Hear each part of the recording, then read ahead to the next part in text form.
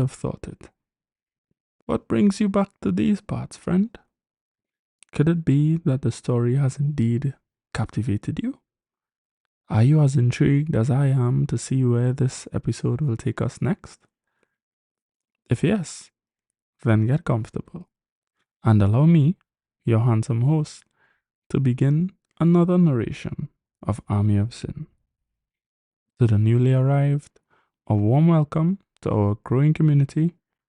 Be sure to check out our previous episodes so that you can follow along as the Army of Sin story progresses. Today's episode is titled Standoff. Do enjoy. But wait, before we move on, we must ensure that we do a backwards roll of the shoulders as we prepare to dive into the thick of it. This scene begins in an unknown location. His self-imposed mission had been simple and concise. Seek out the ones of 4 and 7 and secure their alliance. The parameters were only that it be done without drawing attention from the heavenly garrison via the release of angelic power, and that the mission would be carried out alone. Before we dispatch with you, I have but one question. The leader's eyes bore into Henri's face, the words breaking into his train of thought. And I have one for you as well, he replied. But by all means, ladies first. Gaze darkening at the deliberate insult, the leader spoke above the angry hiss of his brethren behind him. What is your purpose in the Windy City? Ah, so they only detected my presence recently. At least that part of the mission had thus far gone according to plan, he comforted himself.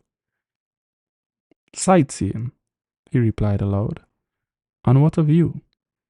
How did you and your merry bunch come to find me?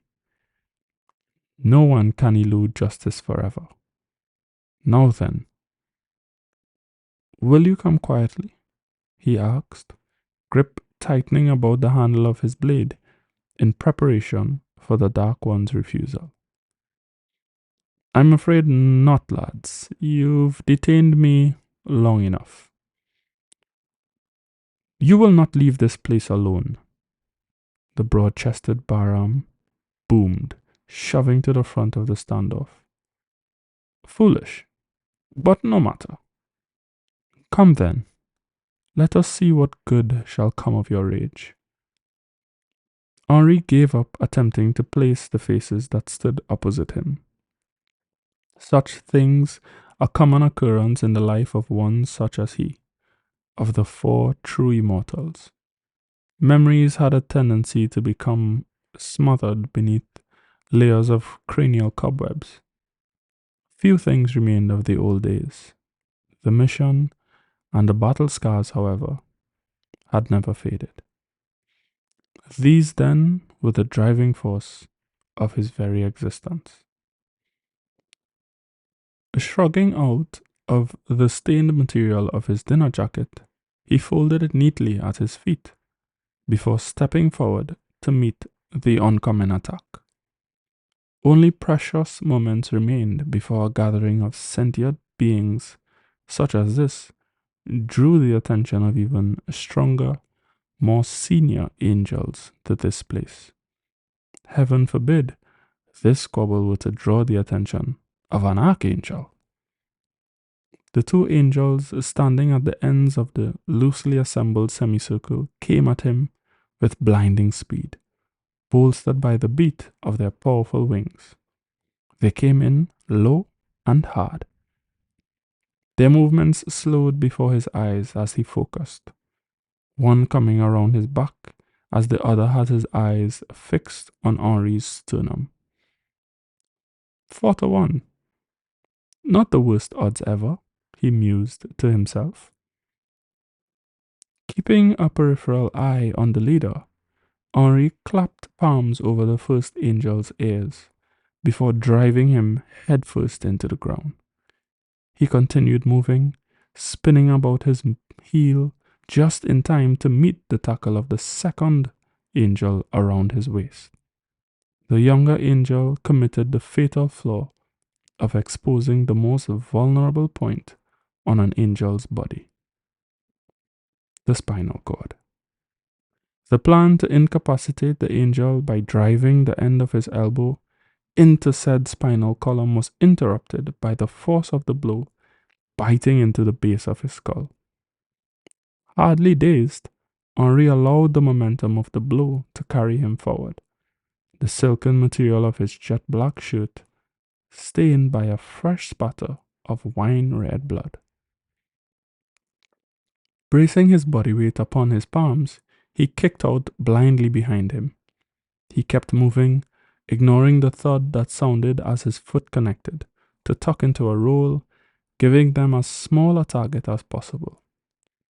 From tea and sandwiches to this, he mused. My, what a day.